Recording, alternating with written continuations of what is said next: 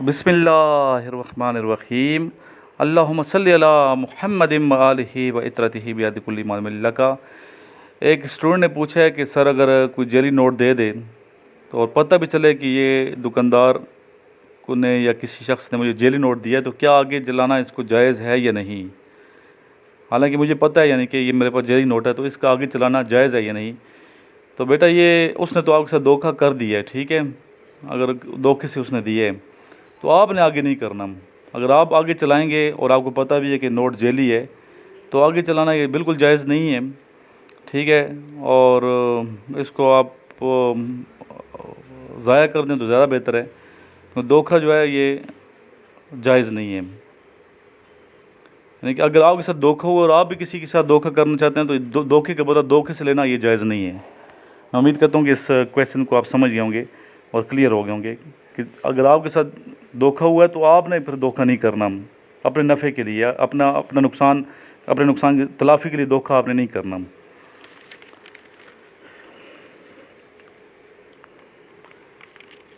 نبی پاک صلی اللہ علیہ وسلم نے فرمایا کہ میرا امتی جو ہے جھوٹا نہیں ہوتا اور دھوکہ نہیں دیتا، تو زندگی میں کبھی بھی یہ کام نہیں کرنے۔ اس کے علاوہ کامیابی کا راز کیا ہے؟ کامیابی کا ایک راز یہ ہے کہ انسان نیکی کرے، نیکی کے راستے پہ گامزن رہے، اچھی صحبت جو ہے وہ اپنانی چاہیے، اور والدین کی رضامندی بہت ضروری ہے۔ رسول اللہ صلی اللہ علیہ وسلم نے فرمایا کہ رب کی رضا والدین کی رضامندی میں ہے اور ان کی ناراضگی میں رب کی ناراضگی ہے۔ یہ حدیث شریف میں آپ کو سنا رہا ہوں، ٹھیک ہے، رب کی رضا والدین کی رضامندی میں ہے اور ان کی ناراضگی میں رب کی ناراضگی ہے۔ والدین کی خدمت اور اطاعت اور ان سے حسن سلوک کی اسلام میں اتنی اہمیت اور تاکید ہے کہ قرآن مجید میں اللہ رب العزت نے متعدد جگہ اپنی عبادت کا حکم دینے کے بعد دوسرے نمبر پر والدین کے ساتھ حسن سلوک کرنے کی تلقین کی ہے۔ اس کی وجہ ظاہر ہے کہ والدین ہی انسان کی وجود پذیر ہونے کا ظاہری سبب ہے۔ علاوہ ازیں جب وہ دنیائے رنگ و بو میں قدم رکھتا ہے تو نہ بول سکتا ہے اور نہ کسی کی بات سمجھ سکتا ہے، حتیٰ کہ کچھ کھا بھی نہیں سکتا۔ اس وقت ماں ہی اسے چھاتی سے لگاتی اور اپنے دودھ سے اسے سیراب کرتی ہے، اور باپ ہی کا سایہ شفقت اس کی پناہ گاہ ہوتا ہے۔ یہ دونوں مل کر اس کی پرورش کرتے ہیں، اس کے کہے بغیر اس کی خوراک کا، اس کے بتلائے بغیر اس کے علاج کا، اس کی خواہش کے بغیر اس کی صفائی اور لباس اور دیگر ضروریات کا انتظام کرتے ہیں۔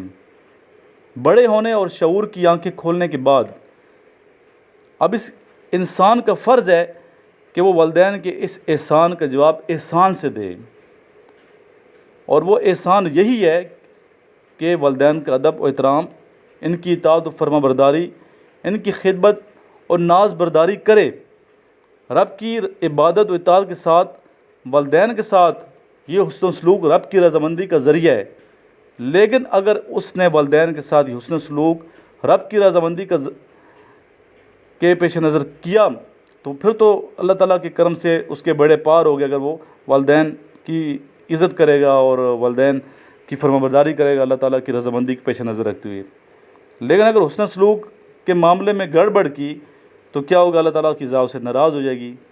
والدین کو ناراض کر لیا تو ساری عبادت ریاضت ایک طرف، ٹھیک ہے، وہ سمجھیں کہ ضائع اس کی چلے گی، جتنے آپ نے عبادت کی ہے، وظائف کی ہیں، وہ ضائع چلے گئے، کیونکہ کیا فرمایا نبی پاک صلی اللہ علیہ وسلم نے کہ رب کی رضامندی والدین کی رضامندی میں ہے، ان کی ناراضگی رب کی ناراضگی ہے، بات ختم ہو گئی، ٹھیک ہے۔ جو حضور پاک صلی اللہ علیہ وسلم کی بات کو اگنور کرے گا تو آپ کو پتہ پھر اس کا کیا معاملہ ہوگا۔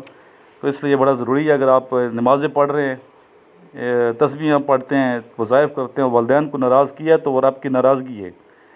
رب کی ناراضگی کو مول نہیں لینا، ان کی خدمت کرنی ہے والدین کی، تاکہ اللہ کی رضا حاصل ہو۔ یہ نبی پاک صلی اللہ علیہ وسلم نے فرمایا، حدیث شریف میں آپ کو سنا رہا ہوں بچے، کہ رب کی رضامندی والدین کی رضامندی ہے، ان کی ناراضگی میں رب کی ناراضگی ہے۔ تو اس لیے اس پہ ذرا غور کیجیے گا۔